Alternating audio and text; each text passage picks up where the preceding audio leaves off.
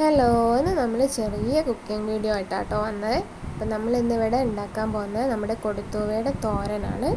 അപ്പോൾ അത് നന്നായിട്ട് കഴുകിയതിന് ശേഷം നമുക്കിങ്ങനെ ചെറുതാക്കിയിട്ട് കട്ട് ചെയ്ത് വെക്കാം. അത് ചൊറിയോ എന്നൊക്കെ ചോദിക്കും ചിലർ, പക്ഷെ ചൊറയില്ല. നമ്മൾ ഉപ്പിലിട്ട വെള്ളത്തിൽ 1-2 തവണ കഴുകിയിട്ടുണ്ടെങ്കിൽ ചൊറയത്തില്ല. അതിലേക്ക് വേണ്ട സാധനം ഞാൻ പറയാം.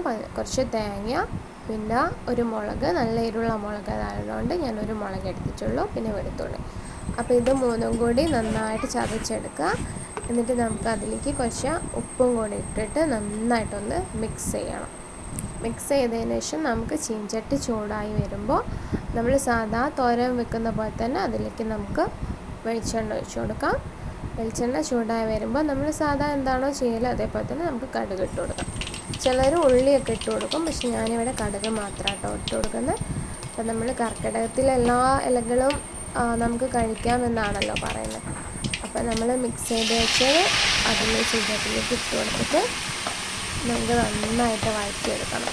കാരണം ഇത് കണ്ടാൽ വിചാരിക്കും കുറേ ഉണ്ടെന്ന്, പക്ഷേ ഇത് വാടിപ്പോയാൽ നമുക്ക് തീരെ കിട്ടൂല അപ്പോൾ വെന്ത് കഴിഞ്ഞാൽ.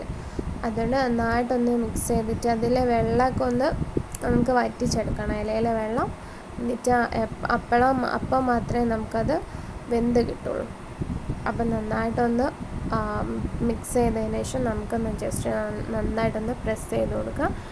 എന്നിട്ട് നമുക്കത് മൂടി വെക്കാം. അപ്പോൾ അത് അവിടെ നിന്ന് വെന്തോളും.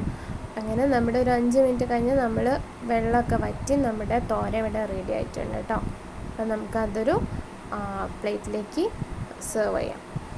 അപ്പോൾ ഇതാണ് നമ്മുടെ ഇന്നത്തെ തോരൻ്റെ റെസിപ്പി. അപ്പം നിങ്ങളെല്ലാവരും ഒന്ന് ട്രൈ ചെയ്ത് നോക്കാം. അപ്പോൾ നമുക്ക് അടുത്ത വീഡിയോയിൽ കാണാം. അതുവരെ ബൈ.